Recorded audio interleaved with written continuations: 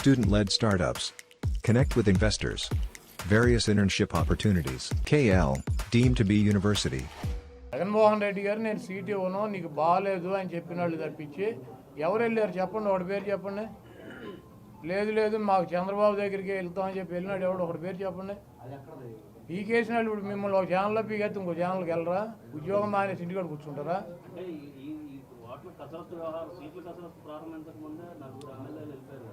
వాళ్ళకి అప్పుడే చెప్పాడుగా అసెంబ్లీ ఏదండి ఎమ్మెల్సీ ఎన్నికల్లో మేము తీసుకెళ్ళి లోపల తీసుకెళ్ళి సర్లే చూస్తానని చెప్పమంటే నేను సీట్ ఇవ్వనని. మీరు రామాయణం ఎంత రావుడు సీత అవుద్ది ఏమవుద్దని నేనేం చెబుతా? కాదు, 4 ఏళ్ళు వాళ్ళ నలుగురికి అసెంబ్లీ జరుగుతూ ఉండగా ఓటేసే ముందు నలుగురిని తీసుకెళ్ళి ముఖ్యమంత్రితో మాట్లాడిచ్చారా?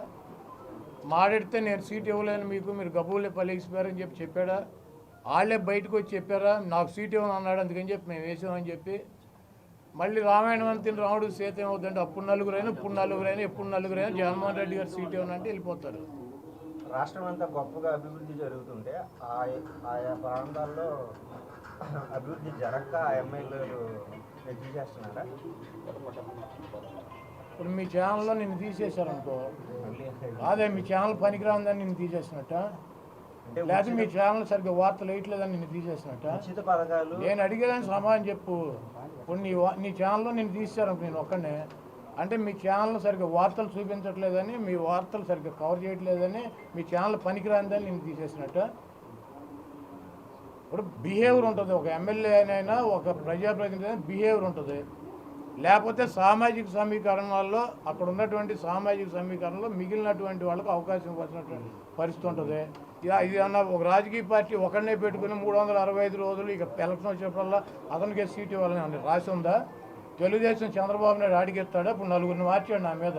ఇప్పుడు వెళ్ళి అడగండి. అదే ఇప్పుడు నేను 4వ వాడి మీద పోటీ చేస్తాను, వెళ్ళి అడగండి. గంటకు ఒకటి పూటకు ఒకటి మారుతాడు. ఆడిని వదిలేసి నలుగురిని మారితే మమ్మల్ని అడుగుతారు. నేను జగన్మోహన్ రెడ్డి గారి కోసం, వైఎస్ఆర్సీపీ కోసం, జగన్మోహన్ రెడ్డి గారు అధికారులు ఉండటం కోసం పనిచేస్తా. పదవులు నా ఏకముఖతో సమానం అన్నారు. ప్రతి మీటింగ్ లో కూడా చంద్రబాబు ఒకటే మాట చెప్తున్నారు, ఇక్కడ పనికిరాని చేత అక్కడ పనికి వస్తుందా, ట్రాన్స్ఫర్లు ఉంటాయి అని ప్రతి మీటింగ్ లో అదే మాట. మీరు అడగండి తమ్ముడు. చంద్రగిరిలో 78లో పోటీ చేసి ఎమ్మెల్యే అయ్యాడు, తర్వాత కుప్పం వెళ్ళాడు. 79, 83లో చంద్రగిరిలో ఓడిచ్చారు కదా.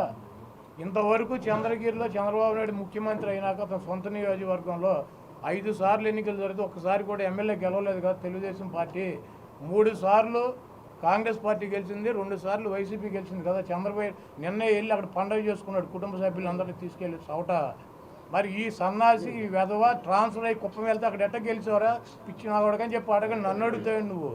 సార్, ఇప్పుడు మీ మీద ఓడిపోయిన అభ్యర్థులను మార్పు చేశారు, కానీ ఇక్కడ ప్రస్తుతం సిట్టింగ్ ఎమ్మెల్యేలని సిట్టింగ్ ఎంపీలకి సీట్లు ఇవ్వకపోవడం అనేది వాళ్ళ ఫెయిల్యూర్గా మనం భావించాలా, లేకపోతే ప్రభుత్వ వ్యతిరేకతగా భావించాలి? ఇప్పుడు ప్రభుత్వ వ్యతిరేకత అయితే 175 మందిని మార్చేస్తారు కదా. ఓ 40 మందిని 30 మందిని ఎందుకు మారుతారు? కాదు, ఇప్పుడు నేను గెలుస్తా, నాకు సీట్ ఇస్తున్నాడు, పక్క కాన్స్టిట్యున్సీలో గెలిచే అవకాశం లేదు. నీ బిహేవియర్ కూడా ఉంటుంది కదా. నువ్వు ఎవరిని పడితే అని కాలు మీద కాలు వేసి కూర్చుని ఏంట్రా ఒర్రాయి గారే అన్నావు అనుకో, నీ మీద ఉంటుంది. కాబట్టి నాకు వేయరు కదా ఓటు. వీడు పనికిరానాడు వీడు అయితే కనుక మేము ఓటు వేయమని చెబుతారు. ఇప్పుడు ఎక్కడైనా బీజేపీ 303 మంది ఎంపీలకు ఇచ్చేద్దా సీట్లు? కాంగ్రెస్ పార్టీలో గెలిచినటువంటి 70 మందికి 60 మందికి సీట్లు ఇచ్చేద్దా? చంద్రబాబు రేపు అందరూ గెలిచిన వాళ్ళందరికి ఇచ్చేసాడా? ఇప్పుడు జవహర్ ఎక్కడ కోరు నుంచి తీసుకొచ్చి తిరువురు ఎందుకు పెట్టాడు? సంకనాకు అని పెట్టాడు ఏంటి ఎవరిదన్నా? లేకపోతే ఎమ్మెల్యే పాయికరావుపేట నుంచి తీసుకొచ్చి కొవ్వూరులో ఎందుకు పెట్టాడు? బుచ్చి చౌదరిని సెంట్రల్ నుంచి రూరల్కి ఎందుకు మార్చాడు అంటే ఇక్కడ పనికిరాన్న కూడా పక్కన పనికి వచ్చాడు అడిగి. గద్దె రామ్మోహన్ గన్నవరం నుంచి తీసుకొచ్చి విజయవాడ ఎంపీకి ఎందుకు పెట్టాడు? విజయవాడ ఎంపీని తీసుకొచ్చి విజయవాడ ఈస్ట్లో ఎందుకు పెట్టాడు? దేవినేని ఉమాగడిని నందిగా నుంచి తీసుకొచ్చి మైలవరంలో ఎందుకు పెట్టాడు? అంటే ఈడు చేస్తేనేమో సంసారం, మిగిలిన వాళ్ళు చేస్తే వ్యభిచారం. సొల్లు మాటల్లో 420 మాటలు చంద్రబాబు. మీరు ఆ చంద్రబాబు మాటలని పట్టించుకోమాకండి, అడన్నీ దొంగ మాటలు చెబుతాడు. ఇప్పుడు మా జిల్లాలో దేవినేని ఉమ్మ నందిగామ, మైలవరం ఎట్లా గెలిచాడు? అక్కడ పనికిరాన్న కొడుకు ఇక్కడ పనికి వచ్చాడు. గద్దె రామ్మోహన్ గన్నవరంలో ఇండిపెండెంట్ గెలిచాడు. విజయవాడ ఎంపీకి ఎట్ట పెట్టాడు? అమ్మటి బ్రాహ్మణయ్య గారిని అవినిగడ్డ నుంచి తీసుకెళ్ళి బందర్ ఎమ్మెల్యే ఎట్ట చేశారు 94లో. మళ్ళీ బందర్ ఎంపీ ఎట్ట చేశారు, మళ్ళీ తీసుకెళ్ళి అవినిగడ్డ ఎమ్మెల్యే ఎట్ట పెట్టారు? డివై దాస్ దేవురు పామర్రా? అది ఇవన్నీ పనికిరాని మాటలు, ఈ సొల్లుగాడి మాట్లాడేటువంటి సొల్లు పురాణం నన్ను అడుగుతారు. అటువంటి వెధవలు మాట్లాడే మాటకి అర్థం పార్థం ఉందా? చంద్రబాబు ఎక్కడి నుంచి పోటీ చేశాడు? చంద్రగిరి నుంచి పోటీ చేసి ఒకసారి ఎమ్మెల్యే అయ్యాడు, ఒకసారి ఓడిపోయాడు. 100 కిలోమీటర్లు కుప్పం వెళ్ళాడు ఆ సన్నాసి. అది ట్రాన్స్ఫర్ అనరా? మంగళగిరిలో పుట్టి పెరిగాడు లోకేష్ పొప్పుగాడు. ఈడేమైనా అక్కడ గోళీలు ఆడాడా, చదువుకున్నాడా, అక్కడ పుట్టాడా, అక్కడ ఏమైనా పెరిగాడా, అక్కడ ఏమైనా ఇల్లు ఉందా, ఆడి కొంప గోడు ఏమైనా ఉన్నాయా? ఆడు మంగళగిరిలో ఎట్ట పోటీ చేశాడు? బాలకృష్ణ హిందూపూర్లో పుట్టి పెరిగాడా? బాల హిందూపూర్ ఎట్ట వెళ్ళాడు? ట్రాన్స్ఫర్ ఎన్టీ రామారావు ఎట్ట వెళ్ళాడు? తెక్కలు ఎట్ట పోటీ చేశాడు? తిరుపతిలో ఎట్ట పోటీ చేశాడు? హిందూపూర్లో ఎట్ట పోటీ చేశాడు? వాళ్ళ పార్టీ అధ్యక్షుడు ఇన్నిసార్లు. నల్గొండలో పోటీ చేశాడు, కలగుర్తులో పోటీ చేశాడు. ఇవన్నీ దొంగ మాటలు, 420 మాటలు. చంద్రబాబు అనేవాడు ఒక 420 దొంగ.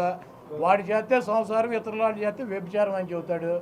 ఎక్కడైనా ఎప్పుడైనా పార్టీ ఒక ఓటు బ్యాంకు, ఆ కులాలు సమీకరణల వల్ల ఎవరిని ఎక్కడికైనాటువంటి మార్చే హక్కు అధికారం ఈ ప్రజాస్వామ్యంలో ఒక రాజకీయ పార్టీకి ఉంటుంది. ప్రజాస్వామ్యంలో రాజకీయ పార్టీకి హక్కు ఉండటమే కాదు, మార్చినటువంటి అభ్యర్థుల్ని గెలిపించినటువంటి 100% గెలిపించినటువంటి చరిత్ర కూడా ఈ రాష్ట్ర ప్రజలు, ఈ దేశ ప్రజలు ఉంది. సోనియా గాంధీ ఎక్కడ పుట్టింది, ఎట్లీలో పుట్టి ఇక్కడికి వచ్చి ఎందుకు పోటీ చేసిందని అడిగితే ఏమర్థం చెబుతారు? వెళ్ళి బళ్ళారిలో పోటీ చేసింది, ఏంటి బళ్ళారికి నీకు సంబంధం ఏంటని అడుగుతారా? యూపీలో పోటీ చేసింది, యూపీకి అమ్మాయికి ఏంటి సంబంధం? రాజీవ్ గాంధీ వెళ్ళి కేరళలో ఎందుకు పోటీ చేశాడు? ఇవన్నీ పనికిరాని మాటలు. మోడీ గారు గుజరాత్ నుంచి వెళ్ళి యూపీలో ఎట్ట పోటీ చేశాడు? కాశీలో. ఇవన్నీ ఉన్నాయి. చంద్రబాబు లాంటి పనికిరాని వెధవ మాట్లాడే మాటలు మీరు పట్టించుకుని అడిగితే ఎందుకు టైం వేస్ట్ కాకపోతే?